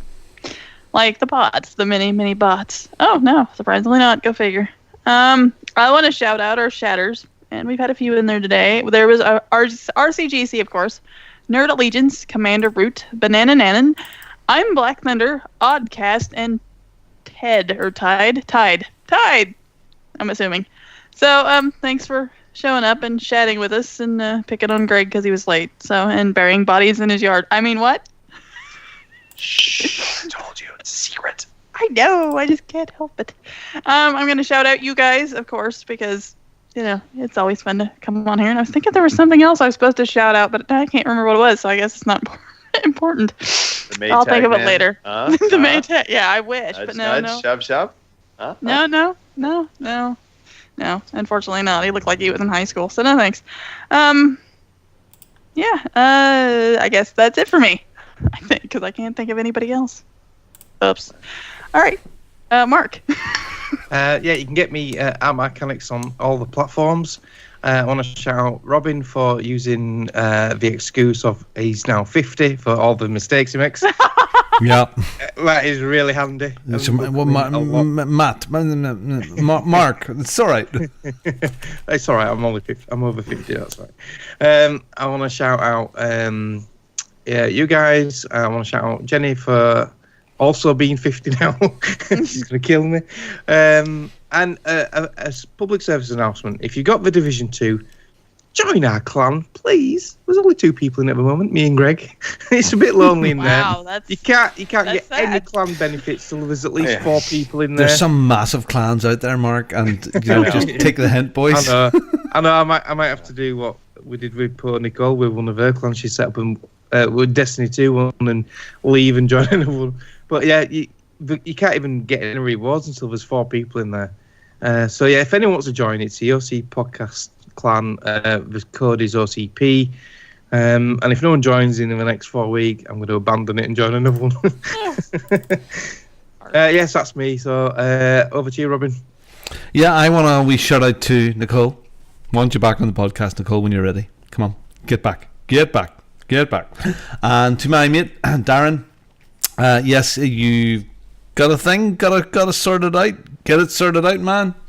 And get there. And if you can't get it sorted out with the doctor, I have already told you I have a good semi-sharp penknife. I can sort that out for you. At some lunchtime, I can go in. A hernia is nothing to be frightened of. Just I can get in there and whip it out. There we go. Penknife.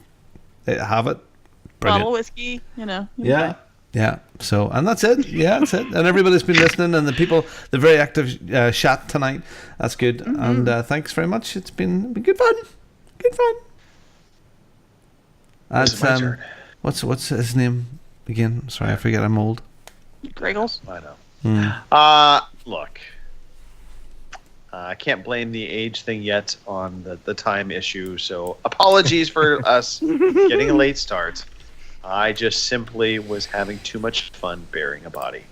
Shout out to, of course, everybody on the podcast right now, both in the chat as well as in our virtual podcast room. It's always fun podcasting with you guys. It's always fun having the interaction with the community. A big shout out to my wife, Cindy. She put up with me snoring last night and begrudgingly put up with me snoring. And then, of course, that's another weight loss thing. Yeah. Waking us up in the morning as well, so it led for a miserable night's sleep. So she gets huge kudos, and a shout out to the winemakers of Fairplay because they make some really good wine. Just saying. All right, I think that's it. Let's get out of here. Goodbye. Play that funky music. Thank you for listening to the Overseas Connection podcast.